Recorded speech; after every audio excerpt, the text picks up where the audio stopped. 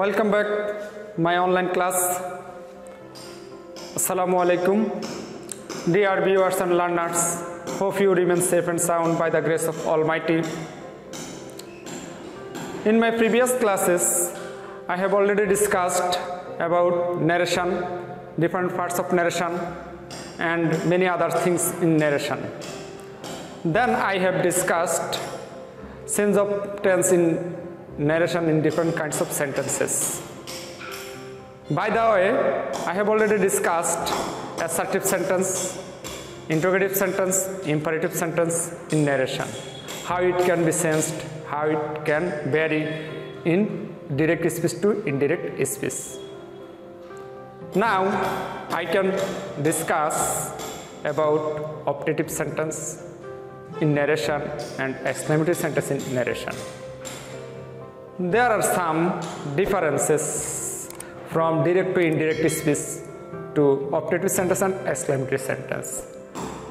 I can wrote down in my board, you can follow it.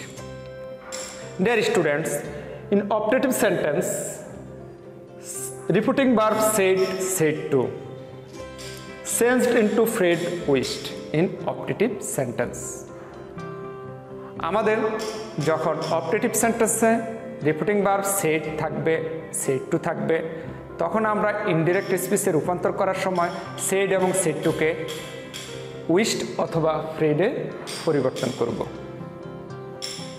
I have already wrote down in the board, you can follow it carefully. Then the comma after the repeating part of the verb, the comma must be changed into that.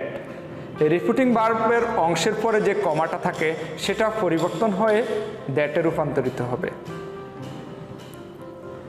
The sentence in repeated speech must be changed into assertive sentence. Repeated স্পিচে যে সেন্টেন্সটা থাকবে সেটা আমাদেরকে indirect স্পিচে অবশ্যই assertive করতে হবে। পূর্বের ক্লাসগুলোতে আমরা ইন্টিগ্রেটিভ সেন্টেন্স ছিল রিপিটেড স্পিচে, যখন আমরা ইনডিরেক্ট স্পিচে রূপান্তর করছি তখন ইন্টিগ্রেটিভটা অ্যাসার্টিভে পরিবর্তন হয়েছে।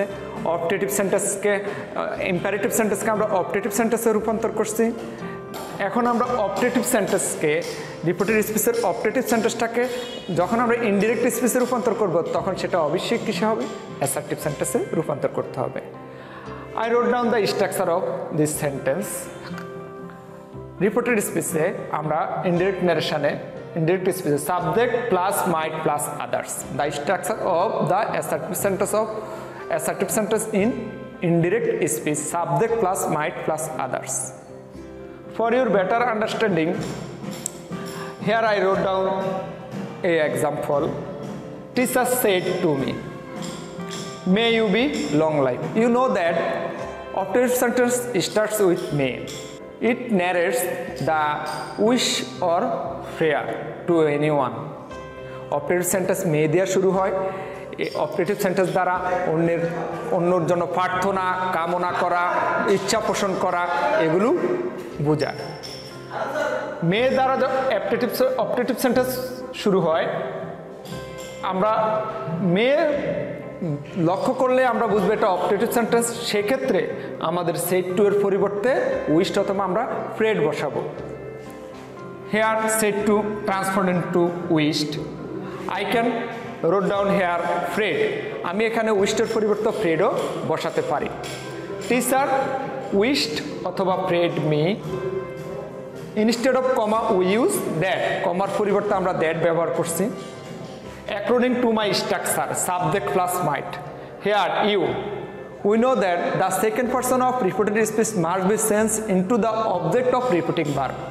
আমরা জানি রিপিটেড স্পিচের সেকেন্ড পারসন রিপিটিং ভার্বের অবজেক্ট অনুসারে পরিবর্তন হয়। The object of repeating verb is me and the subject of me is I. You transform into I, may transform into might according to my structure subject plus might, subject plus might plus others. Be long life, be long life, the rest of the things, the rest of the words remain same. Now I am going to discuss about exclamatory sentence in narration. Exclamatory sentence narration exclamatory sentence direct থেকে ইনডিরেক্টে রূপান্তর করার সময় কী vary করে, কী বসে, সে সম্পর্কে আলোচনা করব। Exclamatory sentence, we know that exclamatory sentence বলতে আমরা বুঝি যে সেন্টেন্স দ্বারা আবেগ, আনন্দ, হতাশা এগুলো বোঝায়, সেটাই হচ্ছে exclamatory sentence. We know repeating verb said, said to in exclamatory sentence changed into exclaimed with. said, said to এর পরিবর্তে আমরা exclamatory sentence-এ exclaimed with বসাতে পারি। Then we can add some words joy, wonder, sorrow according to the meaning of the sentences, according to the meaning of the reported speech.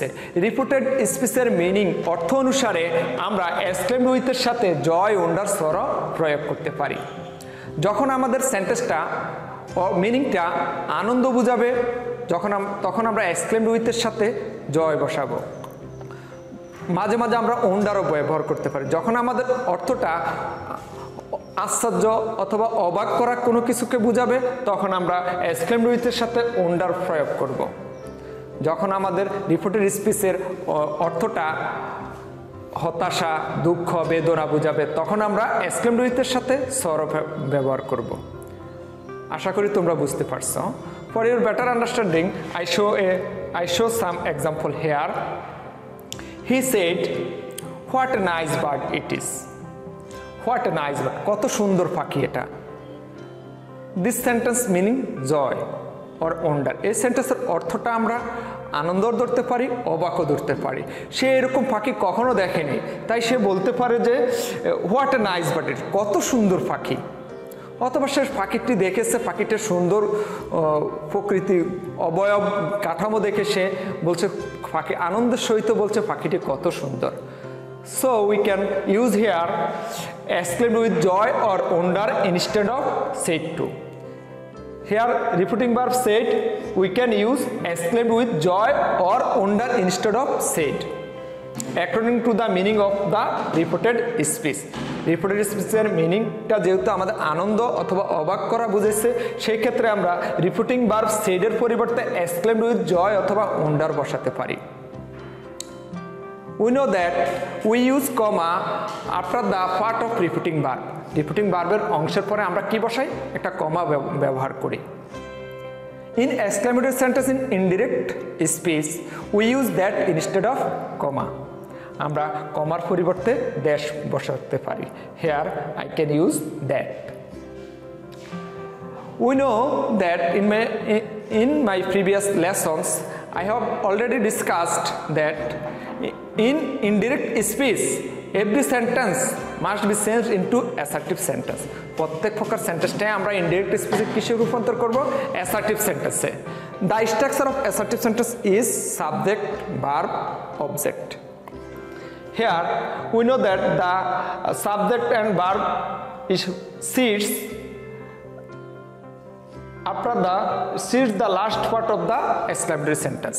আমরা জানি যে exclamatory সেন্টেন্সের শেষে অথবা মাঝখানে সাবজেক্ট ভার্ব বসে, আর অ্যাসার্টিভ সেন্টেন্সের প্রথমে সাবজেক্ট ভার্ব বসে। Here the subject is it and verb is and we use it in the first part of the sentence, it. am is আর চেঞ্জ হয়, was হয় according to my structure in tense. টেন্সে আমরা প্রয়োগ দিয়েছি present indefinite tense রূপান্তর হয় past indefinite হয়। So it is the structure of present indefinite and it must be changed into past indefinite. অথবা যদি তোমরা টেন্স বুঝতে অসুবিধা হয়, am is আর থাকলে তোমরা was এর ব্যবহার করবে। Here is we use was, it was. We know that what a changed into a very. আমরা জানি যে হোয়াটের পরিবর্তে এ বেরি ব্যবহৃত হয়। এক্সক্লেমেটরি সেন্টেন্স হোয়াট দ্বারা শুরু হলে, হোয়াট এ দ্বারা শুরু হলে আমরা যখন এটাকে অ্যাসার্টিভে রূপান্তর করব তখন হোয়াটের পরিবর্তে আমরা এ বেরি ব্যবহার করব। আর যদি এক্সক্লেমেটরি সেন্টেন্স হাউ দিয়ে শুরু হয় তখন আমরা অ্যাসার্টিভ সেন্টেন্সে হাউ এর পরিবর্তে এ বেরি ব্যবহার করব। It was instead of what a we use a very. The rest of the words remain same. বাকি অংশ একই থাকবে, নাইস বার্ড বাকি যে অংশটা থাকে সেই অংশটা আমরা বসাবো। আমরা প্রথমে সাবজেক্ট ভার্বটাকে প্রথমে নিয়ে আনবো, তারপরে কি করব হোয়াটের পরিবর্তে এ বেরি, যদি হাউ দিয়ে শুরু হয় তাহলে শুধু বেরি, তারপরে সেন্টেন্সের বাকি অংশ। সেন্টেন্সের বাকি অংশ nice bird, nice bird. Next example, Arif said, alas, I am undone. The meaning of Bengali meaning of undone is পোড়া কপাল, দুর্ভাগা, হতভাগা। আরিফ বলল, হায় আমার পোড়া কপাল। What is the meaning of this sentence? This হায় আমার পোড়া কপাল, it is one kind of sorrow. এটা এক ধরনের হতাশা, দুঃখ প্রকাশ করছেন। আরিফ তার হতাশাটা প্রকাশ করছেন, দুঃখ প্রকাশ করছেন। So we use exclaimed with sorrow instead of said. আমরা যে রিপিটিং ভার্ব সেডের পরিবর্তে আমরা কি করব, এখানে এক্সক্লেমড উইথ সরো ব্যবহার করব। Said, exclaimed with sorrow. Instead of comma we use that. কমার পরিবর্তে আমরা দ্যাট ব্যবহার করছি। যেহেতু এলাজ দুঃখ হতাশা প্রকাশ করছে, সেহেতু আমরা এলাজের পরিবর্তে এখানে সরো ব্যবহার করছি, কমার পরিবর্তে দ্যাট। আই, আমরা জানি the first person of reported speech must be changed into the subject of repeating verb. Reported স্পিচের ফার্স্ট পারসন রিপিটিং ভার্বের সাবজেক্ট অনুযায়ী পরিবর্তন হয়। Here the subject of repeating verb is Arif, so its pronoun is he. So its pronoun is he. I sent into he. am is আর থাকলে was আর বসে, আমরা পূর্বে বলছি am, I am, he was। অথবা প্রেজেন্ট ইনডিফিনিট থাকলে first indefinite. It is the structure of present indefinite and it changes into the structure of past indefinite. So dear students, I think you can understand my lesson what I say. In my next class, I am going to discuss about passage narration and some structure of passage narration. Which things we can sense and which things we cannot be sensed. Thank you all the best. Allah Hafiz.